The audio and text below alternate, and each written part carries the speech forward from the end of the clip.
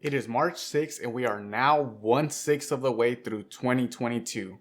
Apple announced last week that they are going to be having their spring event on March 8th, which is just in a couple of days, and they are expected to release a few things, but really not any major upgrades.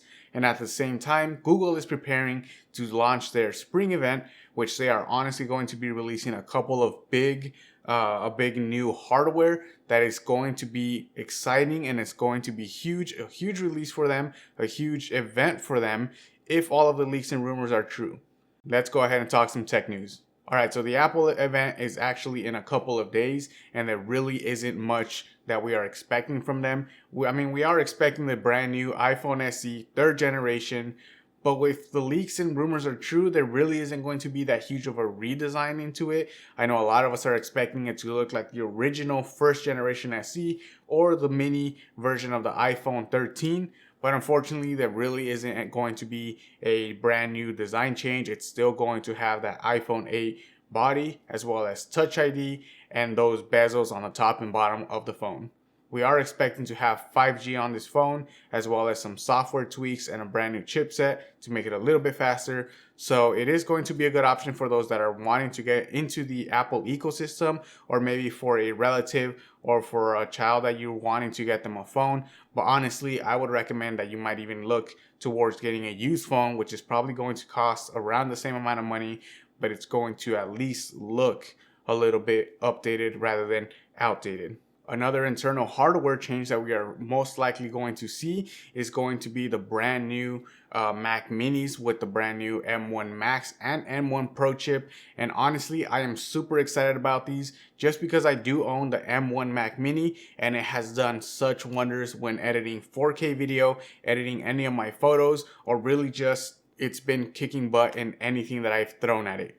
So these new M1 Max and M1 Pro Mac Minis, if they are released, these are going to be probably the best upgrade and the best way that you can get into the Apple ecosystem for the desktop version of it. This also includes, or I guess this also gives creators a huge upgrade from the M1 Mac Mini, and also gives them a separate or another option to go with, a more affordable option to go with, rather than shelling out 6 to 8 grand for the Mac Pro, which a lot of the more heavy usage or a lot of more of the heavy creators use. Other slight upgrades include a new iPad Air, which is expected now to have that 5G upgrade for the cellular version, as well as having a brand new front-facing camera to include center stage, which is right when that camera follows you around as you're in a Zoom meeting, so that it always makes sure that you're within frame and in the center of the camera itself. We are also expected to see a new color for the iPhone 13.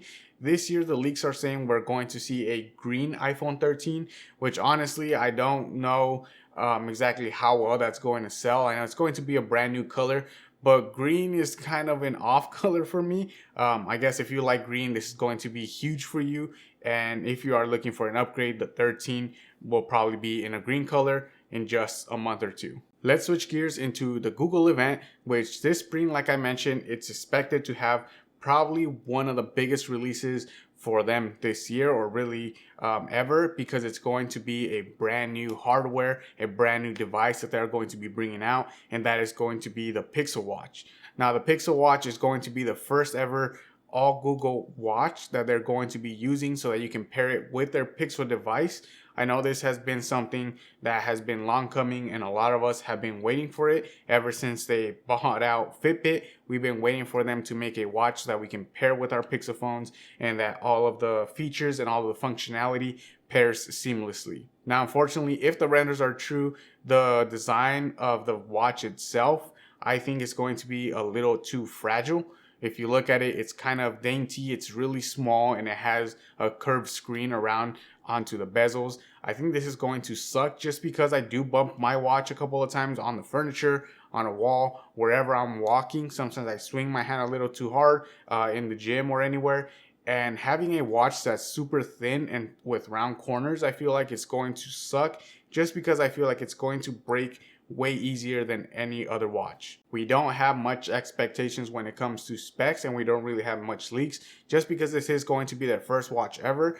I personally don't expect it to be on par with the Galaxy Watch 4 or the Series 7 Apple Watch, just because it is their first watch. But I really hope that within a couple years, Google really nails down exactly what they need to fix on the Pixel Watch and brings out one of the best watches ever for all of the Wear OS family. Another huge release we are expecting to see at Google's event is going to be the Pixel 6a, which I personally think is the best option for anyone out there that's looking to get a brand new Android phone, or if you just like the Google software and you want a phone that will give you that, but at a good budget price. The A series phones are always really great at that.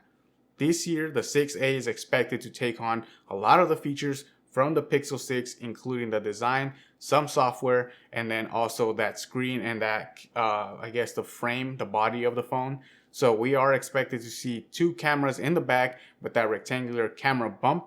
And then the front screen is going to have a fingerprint sensor within the screen, as well as a hole punch display. I think this is going to be a great option for all of those out there that haven't bought a Pixel phone because of all the bugs and everything that have been reported. Hopefully Google fixes it in this A series phone if they are including that Tensor chip inside.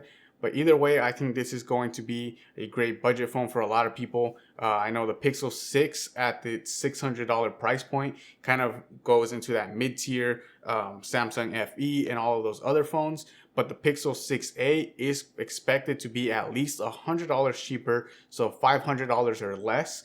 And that's going to be at a completely different tier. And if it has a lot of that software, a lot of the internals of the 6 in the 6a, that's going to be really great for Google. And I think this phone is going to be probably their most popular A series phone yet. That is all I have for you guys today in this Quick Bites episode 1. Make sure you guys like this video if you enjoyed the content and subscribe to not miss any of my future videos. And I'll catch you guys on the next one.